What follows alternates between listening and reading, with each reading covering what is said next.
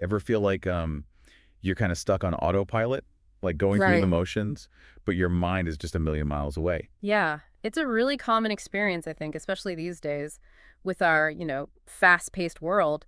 It's easy to feel disconnected from what's actually happening, like right now. Totally. And that's actually what made me so interested to dig into this deep dive on mindfulness and meditation. Oh, interesting. Yeah, we're looking at mindfulness and meditation practices for achieving peace and mindfulness. Hmm. And I'm hoping it can, like, I don't know, help us hit the brakes on that runaway train of thoughts and actually enjoy the ride a bit more. I see, I see. Well, this text really stood out to me because it dives into how these practices, mindfulness and meditation, they're ancient, but they offer really practical ways to deal with stress. And I mean, who doesn't have stress these days? Right? It's like everywhere you turn. Exactly. And it's not about like escaping reality, it's about like fully engaging with it. Okay, so let's break down this mindfulness thing. The text talks about it as being fully present, like truly experiencing whatever's happening right now without getting swept away by every little thought. Easier said than done, right? Oh, for sure. The authors actually argue that it's like our minds are kind of wired to wander. We get stuck in these loops of worry or just like rehashing the past. But the cool thing is, mindfulness isn't about, stopping those thoughts altogether. It's about changing how we relate to them. Ooh, changing how we relate to our thoughts. Mm. I like that. So less about silencing the mind and more about like choosing how we respond to it.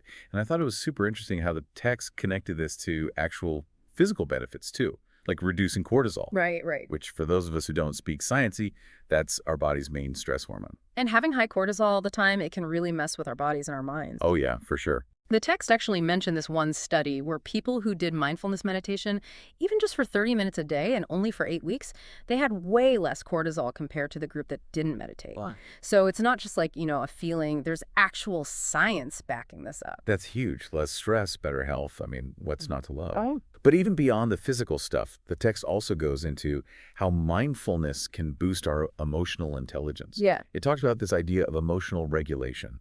Yes, and what I find so fascinating there is that mindfulness gives you this space, this pause between feeling an emotion and then like reacting because of it. So instead of just getting hijacked by our emotions, mindfulness lets us just observe them without judgment, and then we can respond in a way that we choose more thoughtfully. So instead of instantly firing off that angry email, Mm, mindfulness might help us actually take a breath and, respond more calmly. exactly. It's about understanding our emotions so we can handle tough situations with more, skill and purpose.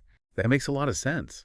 It's Yeah. like, okay, so we know we need to be more present and understand our emotions better, but how do we actually like train our minds to do that? I feel like that's where meditation comes in, right?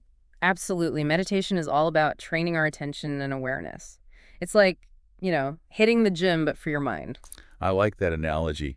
But I got to be honest, when I think meditation, I Mm. picture like monks on a mountaintop meditating for hours and hours. Is that like really what we're talking about here? Not at all. The book actually makes it really clear that meditation isn't a one size fits all kind of thing. There are a bunch of different techniques, each with its own, benefits and advantages. So it's about finding what works best for you, what you connect with. Yeah, that makes sense. The text did mention a whole bunch of different meditation styles, like mindfulness meditation, focused attention, loving kindness, body scan. It's almost like too many options. Where do you even begin? It can feel overwhelming, that's for sure. But the good news is you don't need any fancy equipment or like years of training to get started. The book even suggests starting small. Just a few minutes a day can make a difference. Small steps, I like it. Yeah. So say someone's totally new to meditation, Hmm. wants to just like dip their toes in the water. Hmm. What would you recommend they try? Well, the text actually highlighted guided meditation as a great place to start, especially for beginners. It's like having a personal meditation coach right there with you, walking you through it. Oh, I like that. No more feeling lost and confused. But what about people who aren't as into that formal type of meditation? Like, what about bringing mindfulness into everyday life? Because let's be real, finding time to just sit in silence can be tough. Yeah, I totally get that. And the text actually talks about that specifically. It emphasizes that mindfulness isn't limited to, sitting on a cushion. It's about bringing that same awareness to whatever you're doing, even ordinary stuff. Like mindful eating, which I think we touched on a bit earlier, instead of just like shoveling food in your mouth, you slow down and actually like taste each bite. Right. The text suggests really paying attention to the textures, the smells, how it actually tastes.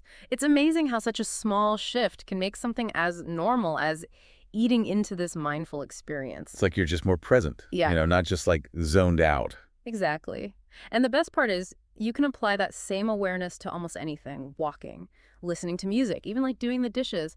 It's about bringing that mindfulness to those everyday moments. So it's not about adding more to our plates. It's more about like changing how we do what we're already doing. That's a great way to put it. It's about shifting from doing to being. I love that. Shifting from doing to being, such a simple idea, but Mhm. so powerful. And speaking of simple yet powerful, this whole deep dive has shown me how like doable mindfulness and meditation really are. You don't need to be some kind of Zen master or spend hours meditating to actually benefit from it. I totally agree. This text really does a great job at making these practices seem less mysterious, like anyone can try them out. Exactly. It's like they're giving us this toolkit and saying, here, go experiment, see what works for you. Which makes me wonder, out of all the stuff we've talked about today, is there anything that particularly stood out to you? I'm really intrigued by the body scan meditation. The idea of focusing on each part of your body, noticing any sensations or tension. It's fascinating. I really want to explore how that could help me connect with my body more. I love that. It reminds us that mindfulness and meditation are all about like constantly learning and growing. Absolutely. And this text is a great companion for that journey. It's packed with information and different things to try. Well said. So as we wrap up this deep dive into mindfulness and meditation practices for achieving peace and mindfulness, I feel really inspired to like live with more awareness and intention. How about you? Definitely feeling energized by it all. It's a good reminder that we have more power over our minds and our well being than we realize. I love that. And for everyone listening, we'll leave you with this. What's one tiny thing you can do today to bring a bit more mindfulness into your own life? Maybe it's really tasting your coffee, taking a couple deep breaths when you're stressed, or even just like noticing the beauty around you. There are endless possibilities, and it all starts with that first mindful step.